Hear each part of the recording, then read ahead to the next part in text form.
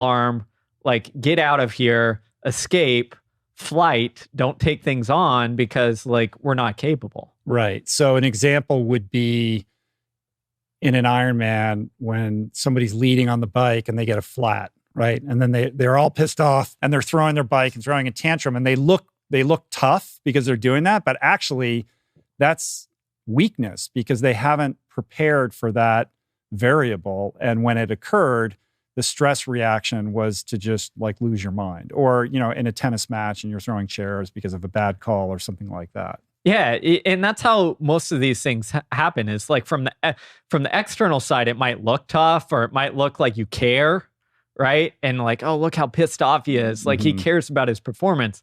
But to me, like it's the opposite. It's like, well, you're just kind of sabotaging yourself. You're not prepared for the moment. You're not figuring your way through this stuff.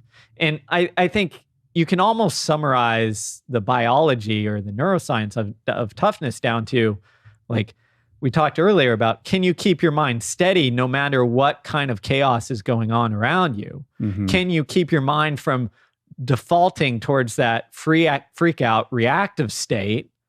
Or can you keep, yourself online, rational, ability to work through things?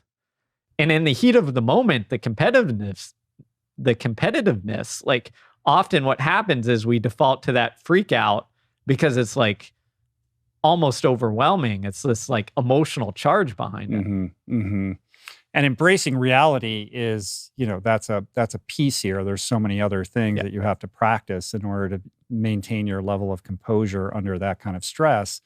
But a lot of it, in my mind, has to do with this distinction that you alluded to, which is the difference between kind of bravado, false bravado versus real confidence, which is earned and experience based. Confidence needs evidence. That's how you feed it.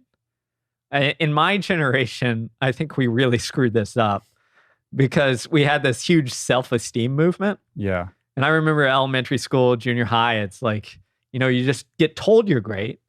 But what the science actually shows is that, we don't get that like testosterone bump of like confidence unless we've done something to earn it. What a shocking thing to say. How dare you?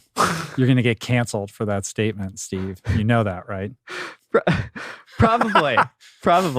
But I think this is like, it's so central to things because like we get told the wrong idea so much, and instead like we need to do the work. And it's not that you have a certainty about it, but it's to know that, hey, I've prepared. Like I've put in the work. I've been consistent. Like my brain knows that I'm at least maybe not going to fall apart if I enter the arena. Right. I always like to put it as, does the thing have the power or are you in control? Mm-hmm.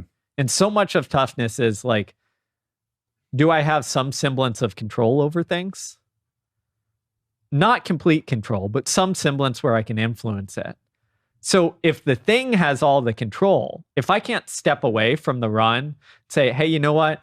I'm a little sick and I've got a race coming up, so it's probably better that I rest. If I can't do that without like that anxiety coming up, right?